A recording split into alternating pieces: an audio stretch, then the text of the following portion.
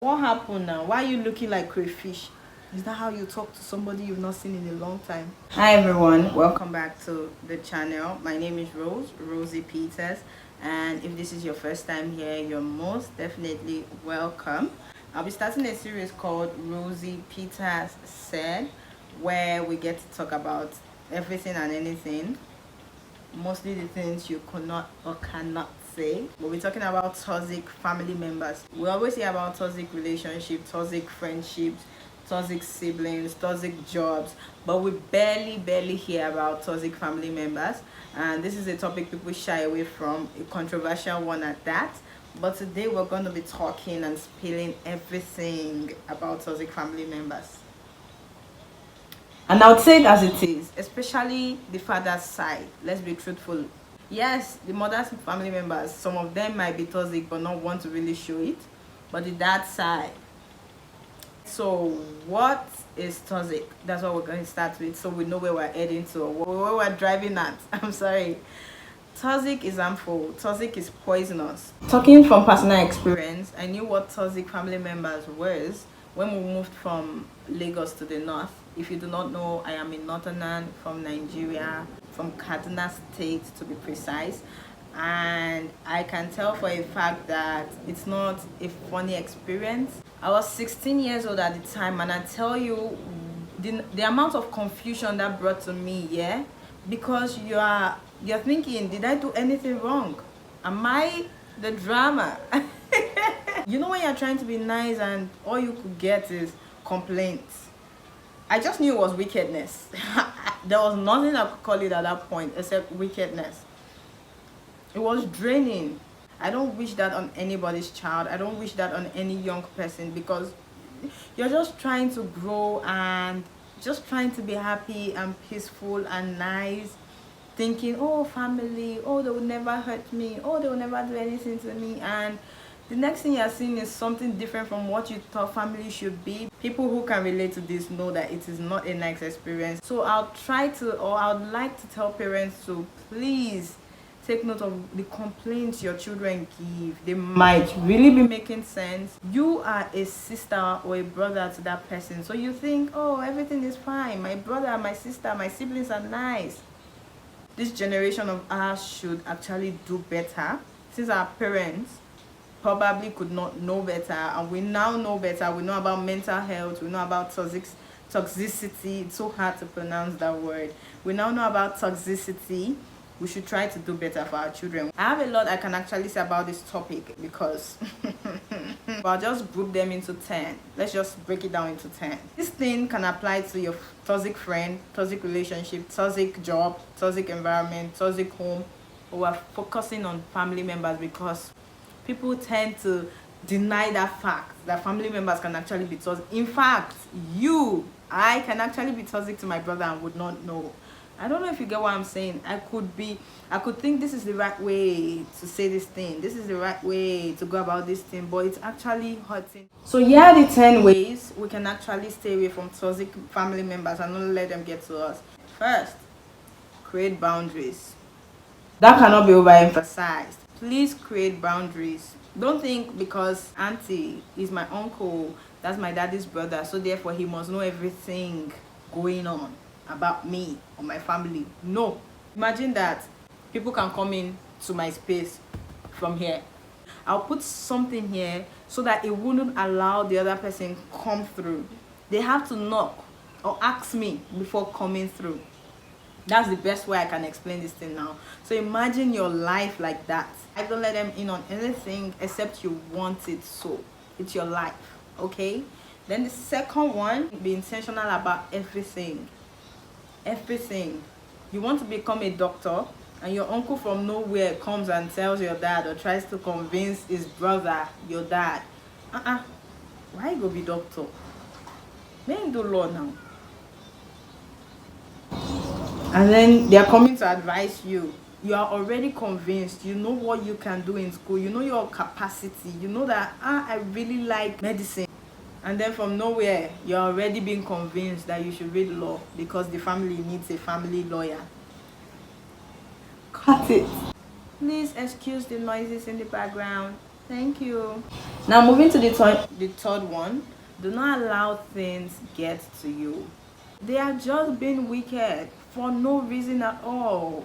I tell you, like, probably they are not so successful, so you are getting or attaining that thing they wish they had. Do you get where I'm driving at? You're probably done with school and they barely could even get through secondary school, and you're already a graduate with a BSc. They would come for you. I tell you, they would come for you. They'll be jealous of you. They would envy you, and before you know, they are doing things that will make you question yourself. Like, am I really the problem? No, you're not the problem, darling. They are the problem. So do not let what they do or say get to you, okay? Don't show signs of weakness. Don't do that. They will use it against you. For example, you cry easily. They're yelling at you probably and you're crying. You're there crying like, oh, I didn't say it. I didn't do it. They don't care. They don't have your best interest at that. So you would cry your lungs out and they wouldn't care. So don't show sign of weaknesses. Don't let them see that weak part of you. Always stand for yourself. Always be bold. Always. The fifth one. Do not always reply, because dumb is dumb and a total waste of time. Yeah, I said it. And this is Africa. This is Nigeria. We know how it is. In most cases, family members live together. Let's be truthful. There's one family member coming to say, I will spend just 1 week. Oh, before you know, they are spending the whole year. So there is no way somebody will not just get at you or be in your space. Let's be truthful, okay? Let's be truthful. So you don't have to always reply them, man. You don't have to. Let them say, okay, keep talking. When they're done talking, you walk away. And you see the problem, when you talk back, oh, is it me you're talking to? Oh, I can see you don't have respect. When you don't talk back, am I not talking to you? Can't you talk back? So you will not reply. I'm talking to the hair, Abby. It's like, what do you guys want from me? Oh my God. No, this actually looks funny now, yeah? Until it's happening. No, it hurts. It hurts so bad. You just keep questioning yourself. Is this really my family? My dear, they are your family. It's just that. Now the sixth one is to identify your purpose. When I say identify your purpose, I mean start to know what you really want to do or what you want to actually achieve, so that you are busy. You're too busy with yourself and with what you want to achieve in life that you don't even care about what somebody is saying or doing to hurt you. I don't know if you get me. When I was in 400, 300 level, whenever I come back home, I just teach some students. So I just gather them, and then that's the neighbors. I just tell their children, if you want to learn maths, come over. So the time I spend teaching them is a time that I would not even get to hear anything that will piss me off. I don't know if you get what I'm saying. Imagine you are a programmer, or you like to sew, or you want to learn how to type. Just look for something to do. Just get engaged. That's basically what I'm trying to say. Dads can be toxic to their sons.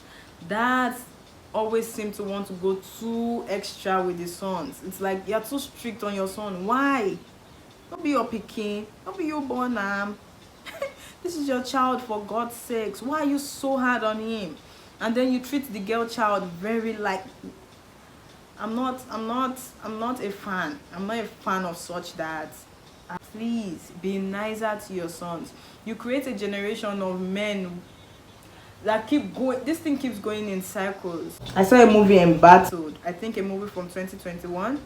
Please, dads, all I can say is do not be toxic to your sons. Please. The seventh way that we can actually stay away from a toxic family member is to break the cycle. Break the curse. I'm a Christian and I'm being realistic. Imagine a family where all the ladies, none is married, or it's a polygamous issue. Everybody's getting married to more than one wife, more than one woman, more than one man. Or they're having children out of wedlock. These things are spiritual. Let's be realistic. Like, why is it happening to every single person? Break the curse. You know, when you see a pattern, tell yourself that I have to be different. Don't make the same mistake as they did. And pray. Because things are actually spiritual out here. Do not feel entitled so you don't become a toxic one.